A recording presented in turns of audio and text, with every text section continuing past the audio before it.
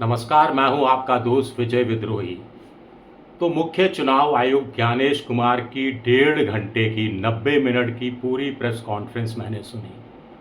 45 से ज़्यादा सवाल उनसे पूछे गए। उनमें मोटे तौर पर 9 मूलभूत सवाल थे जिनका जवाब गोलमोल कर दिया ज्ञानेश कुमार ने। और चलते चलते एक बात कही उन्होंने जिस पर हंसी आई या रोऊं मैं समझ से परे है। सच सुनने की क्षमता होनी चाहिए। ज्ञानेश कुमार कह रहे हैं सच सुनने की क्षमता होनी चाहिए। तो जो उन्होंने बोला उसमें कितनी सच्चाई थी? क्या वो सच सुनने की क्षमता रखते हैं? राहुल गांधी का बिना नाम लिए हर तीसरे बात पर वो राहुल गांधी पर बरसते रहे। राहुल गांधी को झूठा, राजनीति से प्रेरित, राजनीति करने वाला, भ्रामक, मतदाताओं का अपमान करने वाला बताते रहे। लेकिन बहुत से सवाल ऐसे पूछे गए जिनका जवाब नहीं दिया, या दिया तो आधा सच्चा आधा झूठा। अब आप तय करेंगे कि झूठा कौन है, मुख्य चुनाव आयुक्त या देश का एलओपी। जाते जाते चेतावनी भी दे गए, हलफनामा देना होगा या माफ़ी मांगनी होगी। आवाज़ उग्र हो गई थी ज्ञानेश कुमार की। मुझे लगा किसी भ्रम में तो नहीं हूँ मैं। मुझे लगा कि ज्ञानेश कुमार जी में उनकी आत्मा तो नहीं आ गई जो लोकसभा राज्यसभा में और चुनावी भाषणों में इसी तरह गरजते हैं। 7 दिन में राहुल गांधी ने अगर हलफनामा नहीं दिया तो ये तय हो जाएगा कि आरोप निराधार है। बार बार उनसे पूछा गया कि राहुल गांधी आरोप लगा रहे हैं, आप उनसे शपथ पत्र मांग रहे हैं, अनुराग ठाकुर आरोप लगा रहे हैं, उनसे शपथ पत्र नहीं मांगा जा रहा है। इस बात का ज्ञानेश कुमार जी के पास कोई जवाब नहीं था। सच सुनने की क्षमता होनी चाहिए, ये आप ही ने तो कहा था। उनसे पूछा गया कि 7.24 करोड़ जो लोगों ने अपने फॉर्म भरे हैं उनमें से कितने हैं जिनके पास डॉक्यूमेंट्स नहीं हैं। तो वो समझाने लगे बीएल स्ट्रक्चर क्या होता है, चुनाव आयोग का केंद्रीयकरण होता है, विकेंद्रीयकरण होता है, फलाना होता है, ढिमका होता है, लेकिन जवाब नहीं मिला। इसी तरह उनसे एक सवाल और पूछा गया कि ये जो बीएलओ रिकमेंड कर रहा है कुछ के नाम, कुछ के नॉन रिकमेंड कर रहा है, बिना दस्तावेज़ों की पड़ताल के रिकमेंड हो रहे हैं, नॉन रिकमेंड हो रहे हैं, एक लफ्ज़ नहीं बोले इस सवाल को तो पूरा गोल कर गए ज्ञानेश कुमार। एक सवाल और पूछा गया कि आखिर कितने नए नाम जुड़े। कट तो गए 65 लाख, लेकिन कितने नए नाम जुड़े, इस सवाल को भी गोल कर गए। एक सवाल और पूछा गया कि इस समय क्यों, तो जवाब बड़ा इंटरेस्टिंग था कि साहब नियम है कि चुनाव से पहले ही एसआईआर होती है। तो 2024 के लोकसभा चुनाव में नियम याद नहीं आया था, तब क्या एसआईआर नहीं कराई जा सकती थी? या किसी ने लिख कर दिया था कि 2003 के बाद अब 2024 में एसआईआर नहीं होगी, 2025 में ही होगी। और फिर एक दिलचस्प उन्होंने ये बात कही कि 2003 में भी चूंकि 14 जुलाई से 14 अगस्त के बीच में हुई थी, लिहाजा इस बार भी हमने जुलाई में कर दी। ये विचित्र संयोग बताया जाए या क्या कहा जाए। शिकायत पर जांच क्यों नहीं होती, इस पर उन्होंने तगड़ा जवाब दिया। उन्होंने कहा कि कई बार इक्का दुक्का शिकायत होती है तो हम संज्ञान पर लेते हैं, लेकिन 1 लाख से ज़्यादा लोगों को क्या हम नोटिस जारी कर दें? सीधा सीधा राहुल गांधी के उस सवाल का जवाब था जिसमें राहुल गांधी ने 1,250,000 फेक वोटरों की बात कही थी और बॉम्बे सेंट्रल की बेंगलुरु सेंट्रल की महादेवापुरा विधानसभा सीट को लेकर। लेकिन ये कोई जवाब हुआ क्या? आगे कह रहे हैं कि साहब अगर कोई निर्वाचक है, यानी जिस विधानसभा में वो वोट कर रहा है, उसकी शिकायत करता है तो फॉर्म 7 के तहत है। अगर वो बाहर का आदमी है तो इसके लिए चुनाव आयोग ने पहले से ही 3 कैटेगरियां तय कर रखी हैं।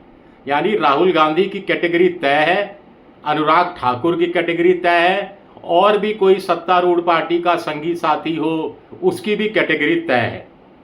शिकायत करना अलग बात है, भ्रम फैलाना अलग बात है, ईसी पर आरोप लगाना अलग बात है, और तीनों में फर्क है। रूल 20/3/B निर्णायक अगर निर्वाचक नहीं है उस विधानसभा का तो विटनेस के तौर पर उसको शिकायत कर सकता है, ईआरओ को ओथ देनी होगी। तो वायनाड के तो निर्वाचक मंडल में या वोटर नहीं है हमारे अनुराग ठाकुर जी, वाराणसी माफ कीजिएगा रायबरेली के भी नहीं है, डायमंड हार्बर के भी नहीं है, कन्नौज के भी नहीं है। तो लेकिन नहीं, अनुराग ठाकुर ने सिर्फ शिकायत की है, भ्रम नहीं फैलाया है, ईसी पर कोई आरोप नहीं लगाया है। तो जो बात कही जा रही है रायबरेली में 2.69 संदिग्ध वोटर है, वो भ्रम फैलाना नहीं है। और राहुल गांधी कह रहे हैं कि देवापुरा में 1,250 फेक वोटर हैं 6 महीने की स्टडी के बाद, तो ये भ्रम फैलाना है। और ज्ञानेश कुमार जी ने कह दिया कि ये जो राहुल गांधी जिस सूची की बात कर रहे थे वो हमारी दी हुई थी, लेकिन हमारी दी हुई नहीं थी, एक तरह से हमारा आंकड़ा नहीं था, उसका इंटरप्रिटेशन गलत ढंग से किया गया है।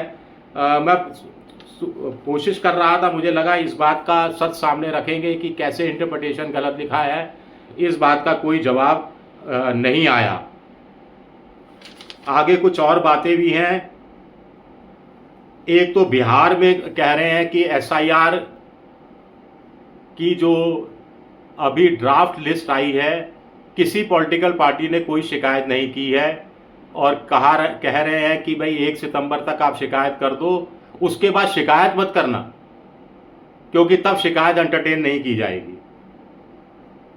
हाउस नंबर 0 पर उन्होंने कह दिया कि साहब हाउस नंबर 0 के पर जो राहुल गांधी ने आरोप लगाया उसमें कुछ वोटर सामने आए जिन्होंने कहा हम उसी हाउस में रहते हैं, लेकिन बहुत सारे वोटर तो सामने नहीं आए, और तमाम टीवी चैनलों ने दिखाया, सोशल मीडिया में दिखाया। उनके बारे में ज्ञानेश जी सच सुनना पसंद करेंगे क्या? एक बड़ा सवाल उठता है। मोदी सरकार की 11 साल की जो तरक्की है उस पर ही सवालिया निशान उठा दिया ज्ञानेश जी ने।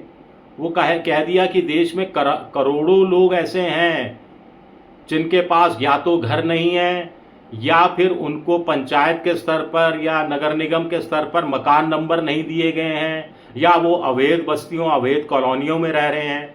क्या वाकई में करोड़ों लोग इस देश में ऐसे हैं जो लैंप पोस्ट के नीचे सोते हैं, फुटपाथ पर सोते हैं और पुल के नीचे सोते हैं? बहुत बुरी हालत है देश की इस हिसाब से तो। और ऐसे सब की कद्र करता है चुनाव आयोग ज्ञानेश कुमार जी के अनुसार।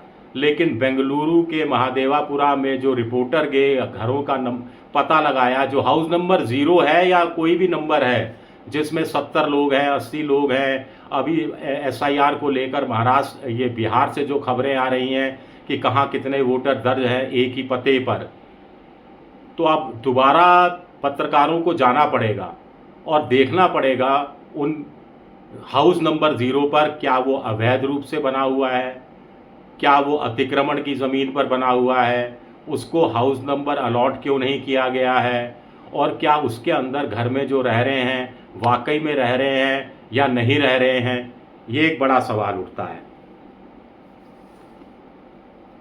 अखिलेश यादव ने और बीजू जनता दल ने सवाल पूछा गया कि अखिलेश यादव ने 18,000 हलफनामे दिए, बीजू जनता दल ने 2024 के बाद हलफनामा दिया, तो कार्रवाई क्यों नहीं की? इस पर चुनाव आयुक्त ज्ञानेश कुमार ने कहा कि ये गलत बात है कि हलफनामा दिया गया था, इनकी तरफ से कोई हलफनामा नहीं दिया गया। अब अखिलेश यादव को सामने आकर, नवीन पटनायक को सामने आकर स्पष्ट करना चाहिए कि उन्होंने हलफनामा दिया था या नहीं दिया था।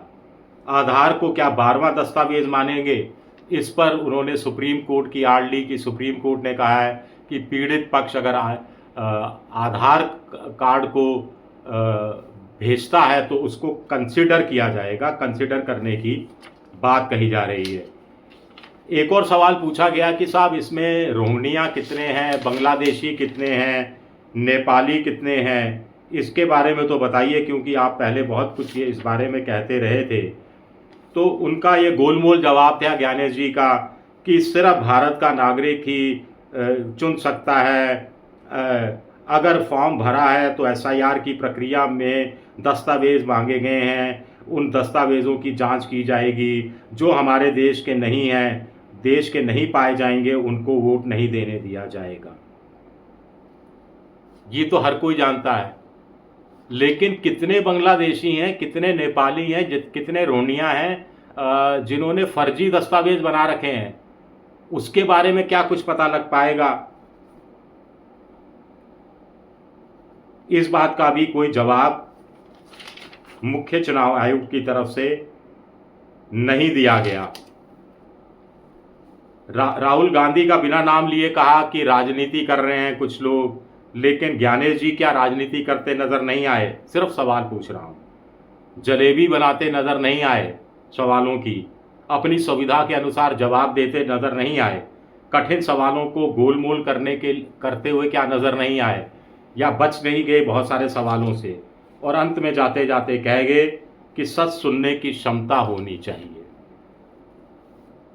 पता नहीं मेरा वीडियो में कुछ सच्चाई पाएंगे मुख्य चुनाव आयुक्त या नहीं, पता नहीं। शुक्रिया मेरा वीडियो देखने के लिए। पसंद आए तो लाइक कीजिए, सब्सक्राइब कीजिए, शेयर कीजिए। आप मेंबरशिप ड्राइव में भी जा सकते हैं, मेरी आर्थिक मदद की भी कोशिश कर सकते हैं। शुक्रिया, बहुत बहुत शुक्रिया।